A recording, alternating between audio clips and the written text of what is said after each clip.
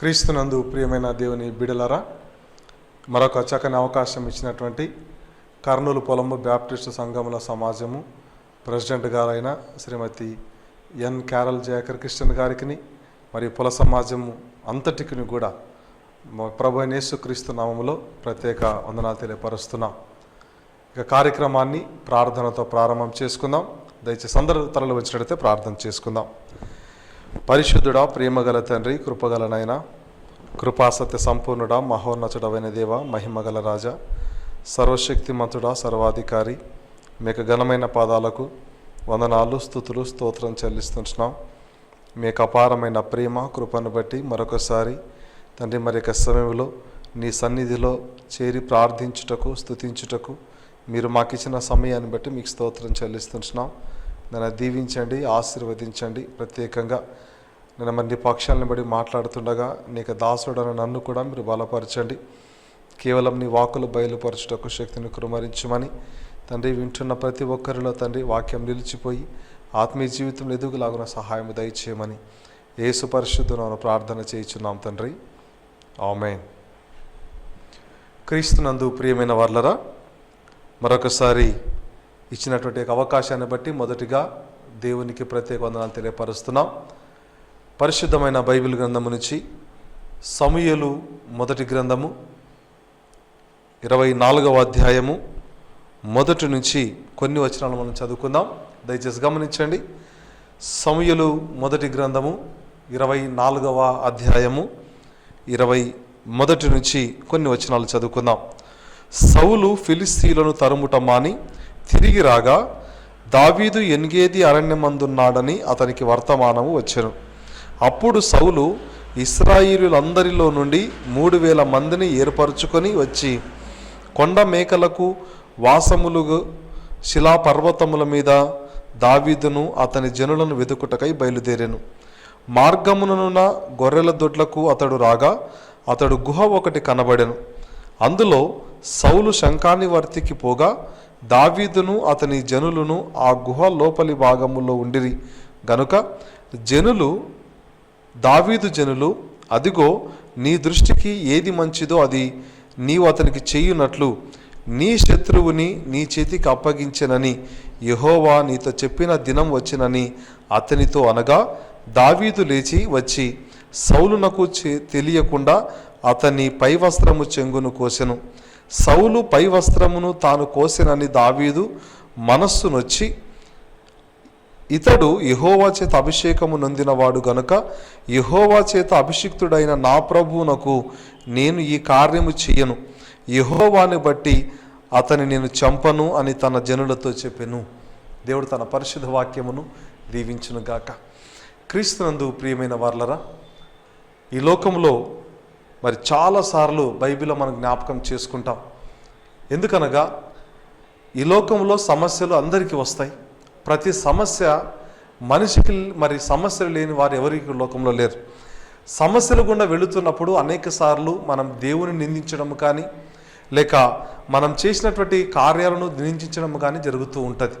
కానీ ఇక్కడ మనం బైబిల్లో గమనించినట్లయితే ఈ రోజుకై ఏర్పాటు చేయబడిన వాక్య భాగంలో ముఖ్యంగా ఒక మహా గొప్ప ప్రేమను గురించి మీతో మాట్లాడాలని ఆశపడుతున్నాను. అందుకే ఈరోజు మరి ప్రేమ, మహా గొప్ప ప్రేమ అనేటువంటి అంశాన్ని మనం జ్ఞాపకం చేసుకుందాం. A great love in difficult situations.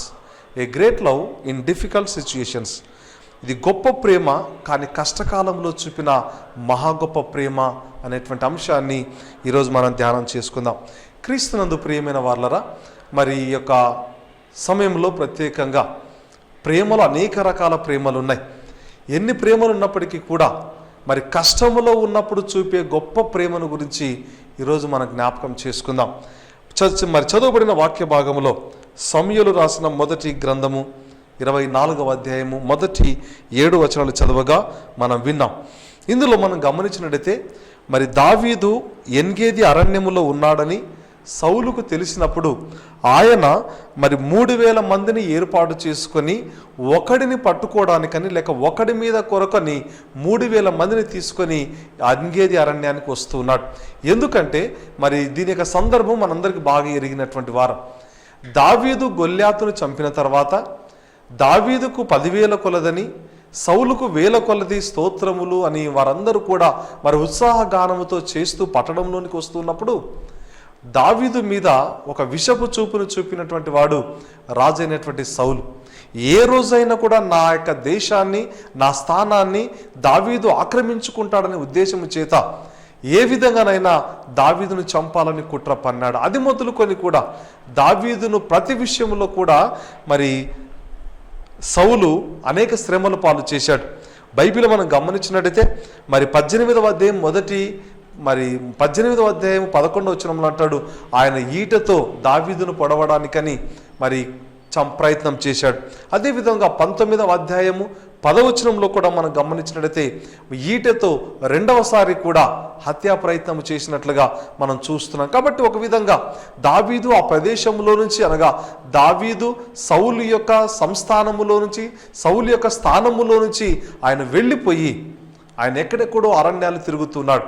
అనగా దావీదును కనిపిస్తే చంపడానికని సౌలు ప్రయత్నం చేస్తూ ఉన్నప్పుడు తన ప్రాణ రక్షణ నిమిత్తమై దావీదు ఒక చోటు నుంచి మరొక చోటికి, ఒక చోటు నుంచి మరొక చోటికి ఈ విధంగా వెళుతున్నాడు. కాబట్టి ఇటువంటి కష్టకాలంలో దావీదు కనిపిస్తే చంపుదామని సౌలు మరి వేచి ఉన్నటువంటి సమయంలో, ఆయన కొరకు ప్రతిరోజు వెతుకుతున్నటువంటి సమయంలో దావీదు చేతికి శత్రువైనటువంటి సౌలును ఆయన అప్పగించాడు. కాబట్టి ఈ సందర్భం మనం గమనించినట్టయితే సౌలు ఫిలిస్తీన్లను తరుముట మాని తిరిగి రాగా దావీదు ఎన్గేది అరణ్యమందున్నాడని అతనికి వర్తమానం వచ్చెను.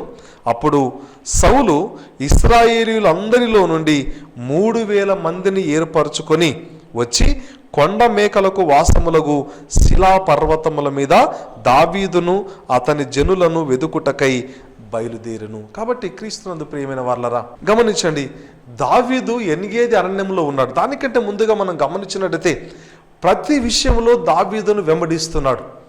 ఎక్కడ కనిపిస్తే అక్కడ చంపడానికని దావీదు ప్రయత్నం చేస్తున్నాడు. కాబట్టి ఒకవేళ మరి మనము 18వ అధ్యాయం నుంచి మనం గమనించినట్టయితే ఆయన ఎప్పుడైతే సౌలు ఈటెతో పొడిచి చంపడానికని ప్రయత్నం చేశాడో ఆ సమయంలో అక్కడి నుంచి రామాకు వెళ్ళాడు. రామా నుంచి నాయోతుకు వెళ్ళాడు. నాయోతు నుంచి అహిమెలెకు రాజు దగ్గరికి వెళ్ళి అక్కడ పిచ్చివాడి మాదిరిగా ఆయన మరి బ్రతికినట్లుగా మన జ్ఞాపకం చేయబడుతున్నాం. అదైన తర్వాత మరి అక్కడి నుంచి గాతు రాజు అయిన ఆకీషు వద్దకు వెళ్ళాడు. ఆకీషు వద్దకు వెళ్ళిన తర్వాత తిరిగి అక్కడి నుంచి అదుల్లాము గుహలోనికి వెళ్ళాడు. అదుల్లాము గుహలో నుండి జీఫు అరణ్యానికి వెళ్ళాడు. జీఫు అరణ్యములో నుంచి ఆయన తిరిగి ఎన్గేది అరణ్యానికి వస్తున్నాడు. కాబట్టి ఈ ఎన్గేది అరణ్యములో 24వ అధ్యాయంలో రాయబడిన ఈ ఎన్గేది అరణ్యములో మరి దావీదు ఉన్నాడని తెలుసుకున్నటువంటి ఇక సౌలు రాజు పట్టుకోవడానికని 3,000 మందిని తీసుకొని వస్తున్నాడు. క్రీస్తునందు ప్రియమైన వారు ఒక విధంగా చెప్తే దావీదుకున్నటువంటి యొక్క సమస్య ఇది జీవన్ మరణ సమస్య. కనిపిస్తే కాల్చివేస్తాడు, కనిపిస్తే చంపివేస్తాడు. కాబట్టి అనేక మందిని 3,000 మందిని ఆయన తీసుకొని ఆ యొక్క ఎన్గేది అరణ్యానికి వస్తూ ఉన్నాడు. అందుకే ఇక్కడ కష్టంలో ఉన్నాడు దావీదు, చాలా బాధల్లో ఉన్నాడు. ఒక చోట నుంచి మరొక చోటికి, మరొక చోటు నుంచి మరొక చోటికి, ఈ విధంగా అనేక ప్రాంతాలు ఆయన మారుస్తూ కొండలు, గుట్టలు, గుహలు, అరణ్యాలు తిరుగుతూ ఉన్నాడు. అంటే ఒక విధంగా సౌలు దావీదు జీవితముతో ఆడుకుంటూ ఉన్నాడు. అయినప్పటికీ కూడా మరి దావీదు సౌలు పట్ల ప్రేమను కలిగి ఉన్నాడు. అందుకే ఈరోజు a great love in difficult situations, గొప్ప ప్రేమ గురించి మనం జ్ఞాపకం చేసుకుందాం. క్రీస్తునందు ప్రియమైన వాళ్ళరా, అయితే మరి 3వ వచనంలో అంటాడు కదా, మార్గమునున్న గొర్రెల దొడ్లకు అతడు రాగా అక్కడ గుహ ఒకటి కనబడెను. అందులో సౌలు శంఖాన్ని వర్తికి పోగా దావీదును అతని జనులను ఆ గుహ లోపలి భాగంలో ఉండిరి గనుక దావీదు జనులు. గమనించండి, ఇక్కడ దేవుడు చాలా గొప్పవాడు. తన ప్రజల పట్ల తన విశ్వాస్యతను ఎల్లప్పుడూ కూడా చూపించేటువంటి వాడు. దావీదు ఎన్గేది అరణ్యములో గుహలో ఉన్నాడు. ఎన్గేది అరణ్యంలో ఉన్నాడని మరి వర్తమానము రాబడినటువంటి సౌలు ఆ 3,000 మందిని తీసుకొని అక్కడికి వచ్చాడు. కానీ గమనించండి, ఒక గుహలోనికి వెళ్ళాడు. శంఖాన్ని వర్తి కొరకని ఆ యొక్క గుహలోనికి వెళ్ళినప్పుడు గుహ బయట భాగంలో సౌలు ఉన్నాడు, లోపలి భాగంలో దావీదు అతని అనుచరులు ఉన్నారు. గమనించండి, దేవుని యొక్క ఉద్దేశము, దేవుని యొక్క ప్రతిదీ కూడా ఏ విధంగా ఉంటుందంటే, ఏదైతే సౌలు వెతుకుతున్నాడో, ఎవరినైతే సౌలు వెతుకుతున్నాడో ఆ యొక్క వ్యక్తి, ఈ యొక్క రాజు ఒకటే చోటికి ఉన్నారు, కానీ సౌలుకు దావీదు కనిపించని స్థితిలో ఉన్నాడు. అక్కడ దావీదు జనులు అంటున్నారు, అందుకే ఇక్కడ అంటారు కదా, దావీదు జనులు అంటున్నారు 4వ వచనంలో, ఇదిగో నీ దృష్టికి ఏది మంచిదో అది నీవు అతనికి చేయునట్లు నీ శత్రువుని నీ చేతికి అప్పగించనని యెహోవా నీతో చెప్పిన దినం వచ్చింది అని అంటున్నారు. ఇక్కడ గమనించండి, దేవుడు చెప్పాడు దావీదుతో, నీ శత్రువును ఒకానొక రోజున నీకు అప్పగిస్తానన్నాడు. కానీ ఇక్కడ గమనించినట్టయితే వారందరూ అంటున్నారు, అయ్యా నీ దృష్టికి ఏది మంచిదో ఇది చెయ్యి. దేవుడు ఏ విధంగా అయితే నీకు వాగ్దానం చేశాడో, ఏ విధంగా అయితే నీకు వాక్యాన్ని ఉపదేశించాడో, నీ శత్రువును, ఇదిగో రాజైన నీ శత్రువు యొక్క సౌలు నీ చేతికి దేవుడు అప్పగించాడు. అందుకే గమనించండి, యెహోవా నీతో చెప్పిన దినము వచ్చింది అని వారు అంటూ ఉన్నారు. ఇక్కడ వచ్చింది అన్నప్పుడు వెంటనే దావీదు లేచి వచ్చి సౌలునకు తెలియకుండా అతని పై వస్త్రపు చెంగును కోసెను. పై వస్త్రపు చెంగును కోసాడు. అంటే ఇక్కడ గమనించేటువంటి మాట, శంఖాన్ని వర్తికి కూర్చున్నటువంటి ఈ సౌలుకి తెలియకుండా దావీదు మరి మెల్లగా వచ్చి ఆ యొక్క శంఖాన్ని వర్తికి వెళ్ళినటువంటి ఆ యొక్క సౌలు యొక్క మరి పై వస్త్రాన్ని ఆయన కత్తిరించుకొని వెళ్ళాడు. పై వస్త్రాన్ని ఆయన తీసుకొని చెంగును కోసుకున్నాడు. ఇక్కడ యూదుల యొక్క ఆచార ప్రకారముగా మనం గమనించినట్టయితే, ఒక శత్రువు, ఇద్దరు శత్రువుల మధ్యలో లేక యుద్ధం కానీ లేక ఏదైనా జరుగుతున్నప్పుడు అటువంటి స్థానంలో వారు అవతల వ్యక్తిని ఓడించాలి అంటే యుద్ధం చేయనవసరం లేదు, యుద్ధం చేసి గెలవచ్చు. రెండవది, అవతల వ్యక్తి యొక్క ఏదైనా సామాను కానీ, వస్త్రము కానీ, ఇంకా ఏదైనా వస్తువు కానీ అవతల వ్యక్తికి సంబంధించినది వారు తెచ్చుకున్నట్లయితే వారు విజయం సాధించిన దానితో సమానం. అందుకే యూదుల యొక్క ఆచారం ఏముందంటే, యుద్ధం చేసి గెలవచ్చు. రెండవది, వారి వస్త్రాలు దొంగతనము కానీ, వారి వస్త్రాలు తీసుకురావడం చేయుట కానీ వారి మీద, అనగా శత్రువుల మీద విజయాన్ని సాధిస్తారు. గమనించండి, ఇక్కడ దావీదు చేసిన పని అదే.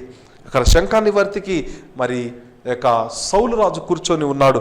కానీ ఆయనకు తెలియకుండగా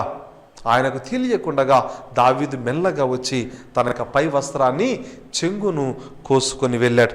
అప్పుడు అయినప్పటికీ కూడా దావీదు గమనించినట్లు మాట ఏదనగా, సౌలు పై వస్త్రమును తాను కోసినని దావీదు మనసు నొచ్చుకున్నాడు. ఎందుకంటే ఒక వ్యక్తి మీద ఆయన విజయాన్ని సాధించగలిగాడు. ఏదైతే వస్తువును కానీ, వస్త్రాన్ని కానీ ఏదైనా తెచ్చుకుంటే వారు విజయానికి సంబంధించిన వారు విజయం పొందినటువంటి వారు.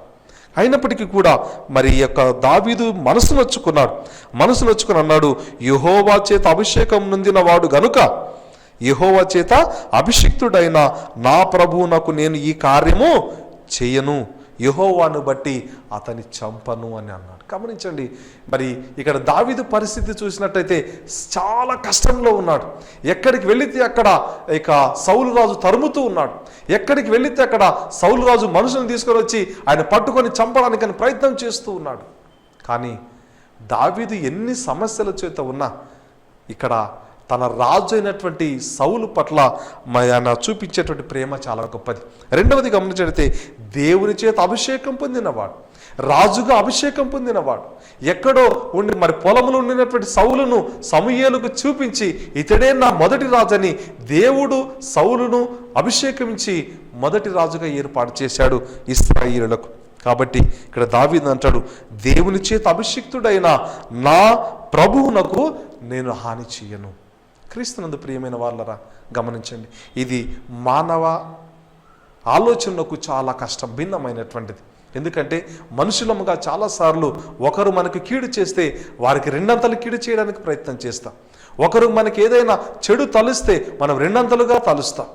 ఒకరు ఏదైనా మనకు కీడు తలపెట్టడానికి ప్రయత్నం చేస్తే మనం వారికంటే ముందుగా మనము ప్రయత్నం చేస్తాం. కానీ ఎన్ని సమస్యల చేత ఉన్న దావీదు దేవుని చేత అభిషిక్తుడైన వారిని నేను చంపను అన్నాడు. అంటే నిజంగా దావీదుకున్నటువంటి మహా గొప్ప ప్రేమ ఇక్కడ మనం జ్ఞాపకం చేయబడుతున్నాం.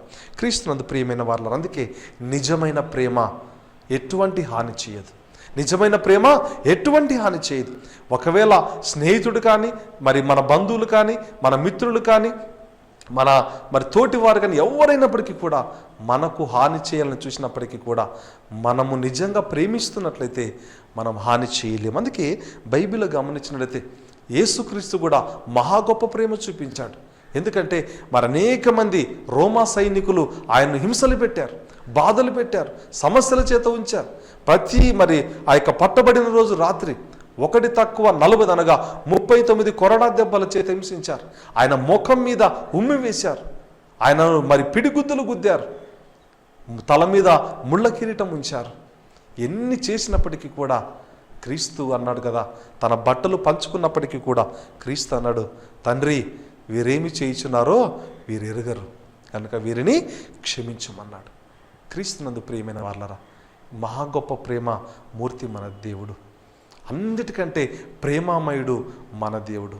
ఇక్కడ మనం గమనించినటువంటి మాట ఏదనగా సౌలు కూడా చాలా కష్టంలో ఉన్నాడు. దావీదు కూడా కష్టంలో, బాధల్లో, శోధనలో ఉన్నాడు. అయినప్పటికీ కూడా సౌలు విషయంలో చేసినటువంటి మహా గొప్పది ఆయన గొప్ప ప్రేమను చూపించాడు. శత్రువుగా మరి ఆయన పట్టుకొని చంపడానికని 3000 మందిని సౌలు తీసుకొని వచ్చినప్పటికీ కూడా దావీదు ఎక్కడ కూడా దేవుని మాటలకు జవాదాటలేదు. ఎందుకంటే దావీదేమన్నాడు, నా దేవుని చేత అభిషేకం పొందినటువంటి నా ప్రభువును నేను చంపను. ఒకవేళ ఆయన దృష్టిలో నేను శత్రువేమో, కానీ నా దృష్టిలో అతడు దేవుని చేత అభిషేకం పొందినవాడు. నా క్రియలు ఒకవేళ ఆయనకు ఇష్టం లేకపోవచ్చునేమో, కానీ ఆయన దేవుని చేత ఏర్పాటు చేయబడి దేవుని చేత అభిషేకం పొందినటువంటి వాడు కాబట్టి నేను చంపను అన్నాడు. క్రీస్తునందు ప్రియమైన వాళ్ళరా, నిజమైనటువంటి యొక్క ప్రేమ మనుషుల మధ్యలో సమాధానాన్ని తీసుకొని వస్తుంది. రీకన్సిలియేషన్ అంటారు. రీకన్సిలియేషన్ అనగా సమాధానపరుస్తుంది. ఎందుకంటే ఒకవేళ ఒకరికి కోపం ఉండొచ్చును, కానీ దానితో సమాధాన పడిన వాడే నిజమైనటువంటి ప్రేమ కలిగిన వాడు. క్రీస్తునందు ప్రియమైన వాళ్ళరా గమనించండి. అందుకే ఈ విధంగా అనేకమైన విషయాలు ఉన్నాయి.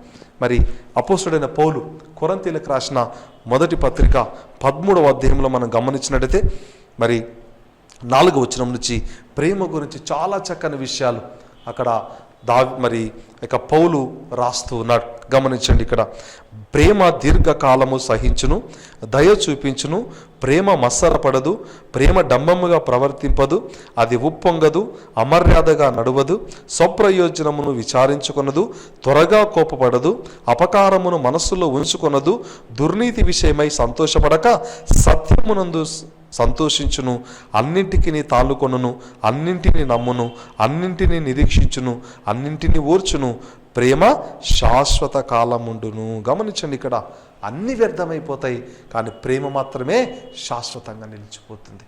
క్రీస్తునందు ప్రియమైన వాళ్ళరా, ఒక్కసారి మన జ్ఞాపకం చేసుకుందాం. ప్రేమ అన్నిటినీ సహిస్తుంది. కష్టాన్ని, బాధను, అవమానాలను, సమస్యలను, మరి ప్రతి వాటిని కూడా సహించగలిగిందే నిజమైన ప్రేమ. చాలాసార్లు అనుకుంటా, అయ్యా నాకు చాలా ఎంత గొప్ప ప్రేమ ఉంది, నాకంటే ప్రేమించేవాడు ఈ లోకంలో ఎవ్వరు లేరని మనం చాలాసార్లు అనుకుంటుంటాం. కానీ బైబిల్ చెప్పేటువంటి మాట, దేవుని కంటే ప్రేమించిన వాడు ఈ లోకంలో ఎవ్వరు లేరు. దావీదు కూడా అంటాడు కదా, నేను దేవుని చేత అభిషేకం పొందిన వారిని నేను శ్రమ పెట్టి నేను చంపను అన్నాడు. చాలా గొప్ప నిర్ణయము మరి తీసుకున్నట్లుగా మన జ్ఞాపకం చేయబడుతున్నాం. అందుకే ఇక్కడ అంటాడు కదా, మరి దేవా వీరేమి చేయించున్నారో వీరెరుగరు కనుక వీరిని క్షమించుము. యేసుక్రీస్తు అన్నాడు, శ్రమలు, కష్టాలు, బాధలు ఎన్ని ఓర్చుకున్నప్పటికీ క్రీస్తు అంటాడు శిలువ మీద మొదటి మాటలో, వీరేమి చేయించున్నారో వీరెరుగరు కనుక వీరిని క్షమించు అన్నాడు. అటువంటి ప్రేమా గుణము మన క్రైస్తవ జీవితము, క్రైస్తవులు అనగానే ప్రేమను కలిగిన వారుగా మన జ్ఞాపకం చేయబడాలి. క్రీస్తునందు ప్రియమైన వాళ్ళరా గమనించండి. అందుకే మరి సుమతి శతకాలలో మనం గమనించినట్టయితే తెలుగు పుస్తకాల్లో అనేకమైన పద్య భాగాలు ఉన్నాయి. అందులో సుమతి శతకము చాలా ప్రాముఖ్యం. అందులో చాలా నచ్చినటువంటిది ఏదనగా, ఉపకారికి నుపకారము విపరీతము కాదు సేయ వివరింపంగన్, నుపకారికి నుపకారము నెపమెన్నక సేయువాడే నేర్పరి సుమతి అన్నాడు. గమనించండి మాట. అంటే దీని యొక్క సుమతి శతకంలో దీని ఉద్దేశం ఏదంటే, ఉపకారికి ఉపకారము చేసేయడం పెద్ద సంగతి కాదు. అంటే మనకు మేలు చేసిన వానికి మేలు చేయడం అది మంచిది కాదు, అది అంతగా మంచి విషయం కాదు. కానీ అపకారికి కూడా ఉపకారం చేసినట్లయితే నిజంగా అది మంచిది అని మనం జ్ఞాపకం చేయబడుతున్నాం.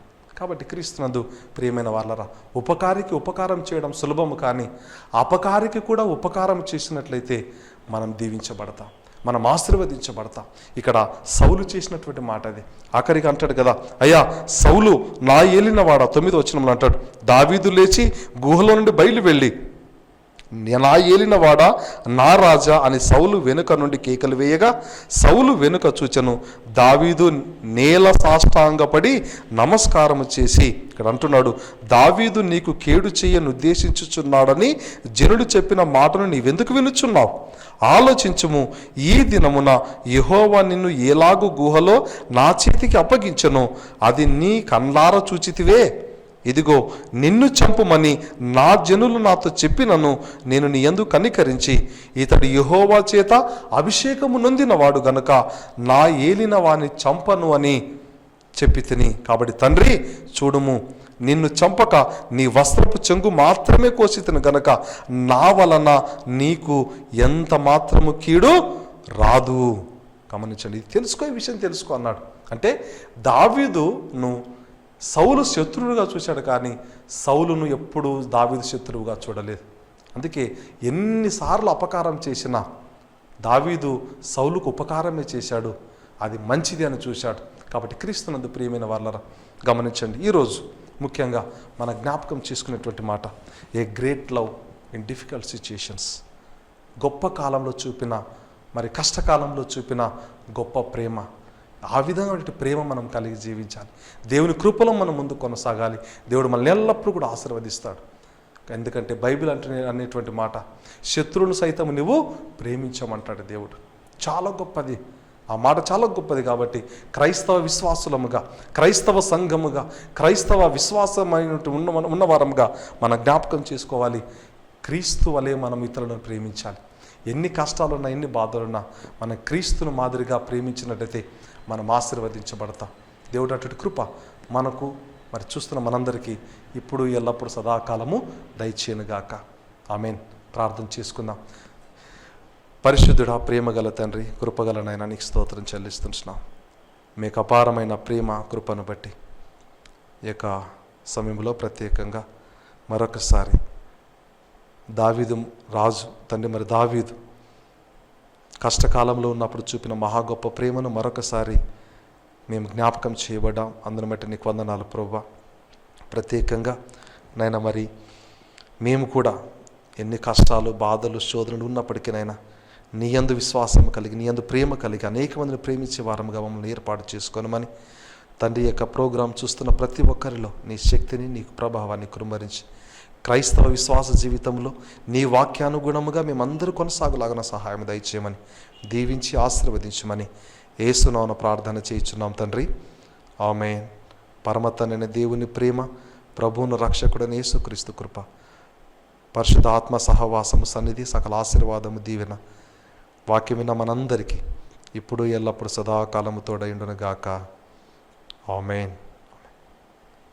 క్రీస్తునందు ప్రియమైన వాళ్ళరా, మరి ఈ యొక్క ప్రోగ్రాం పట్ల మీ యొక్క అభిప్రాయాలు దయచేసి కింద ఉన్న అడ్రస్కు మీకు తెలియపరిచి మాతో పాటు సహకరించవలసిందిగా ప్రభువునాన మీ అందరికీ మనవి చేస్తున్నాం.